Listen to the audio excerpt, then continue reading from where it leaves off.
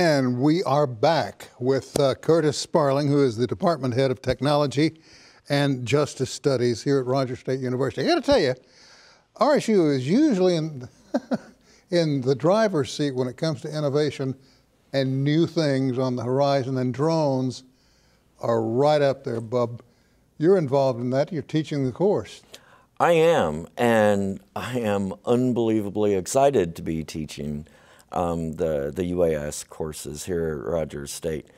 And most recently, we have gone from, I shouldn't say gone from, we offer a degree in UAS technology at the bachelor and associate's degree level, and Oklahoma State Regents for Higher Education has implemented Upskill Oklahoma. And what they did is they tasked 4 and 2-year institutions of higher learning to provide individuals in Oklahoma an opportunity to get into the workforce with a new profession, and drone technology fits perfectly into that. So, I'd say it does. Right? What we did is we wrote a micro-credential as a drone pilot, got it approved through OSHRI, and I didn't get to mention this to you, Sam. We have $55,000 in scholarship money through the state. Incredible. To be able to put individuals through these micro-credentials. So theoretically, we could fly it inside the House of the Senate in Oklahoma City and really get an idea of what they're doing.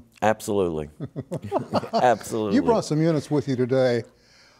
This is one of the smallest I've ever seen, but as I understand it, it is not the smallest. It isn't.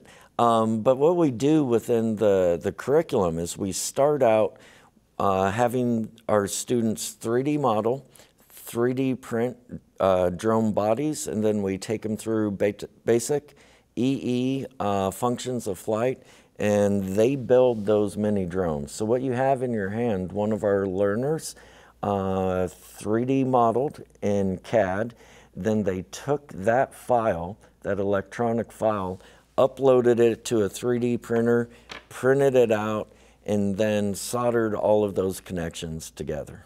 Holy Toledo. Now, does that mean that RSU is offering a degree in drones? Yes, yes we are. We're offering a bachelor's degree in UAS technology. And oh, by the way, I'm going to brag a little bit that that particular degree is part of the FAA's UAS CTI. And that's an initiative to where the FAA came in, looked at our faculty, looked at our curriculum, and gave us a seal of approval saying, you are providing an education that allows individuals to leave with a degree and enter the workforce. Let's see one of these monsters work. All right. I think you've got one fired up and ready to go. I do. So the one that I have is a DJI product, and I brought it in today because after they design and build and make all of these, they move on to industry drones.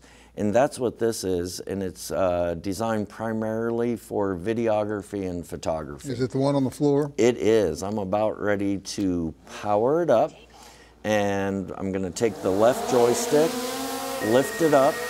So once it gets about 24 inches off the deck, it is locking into satellite signals so that it knows where it is in the world. And that is why you have such a steady set on the drone. So I was at a restaurant the other day and my order was served by a robot. First time I've ever seen that. Mm-hmm. I could see if this thing bringing give me a scotch and water. Right? So I'm going to hand this over to you. You can see what the drone is shown on the camera right there. Yeah. And if you take the left joystick, push up on it, slowly, you're going to raise it up.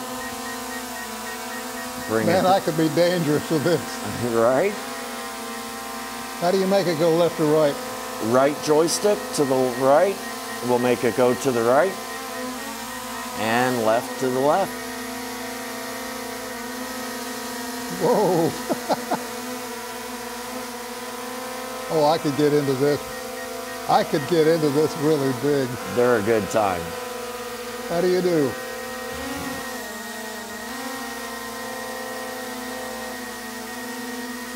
What's the battery life? So you get about 30 minutes of flight time out of these. Oh my goodness.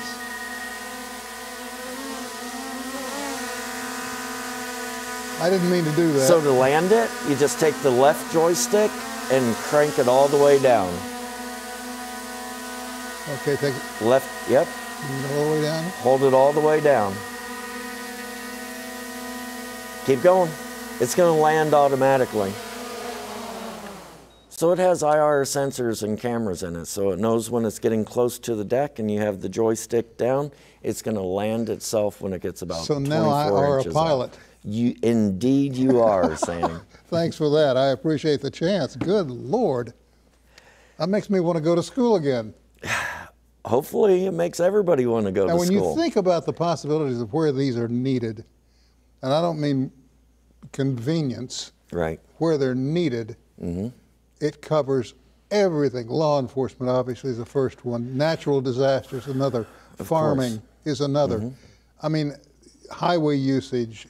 There are just so many different places where a drone could be put to use. Absolutely, and Rogers State is actually working with Rogers County Sheriff's Office to provide training on the use of drones for crime scene investigations, search and rescue operations.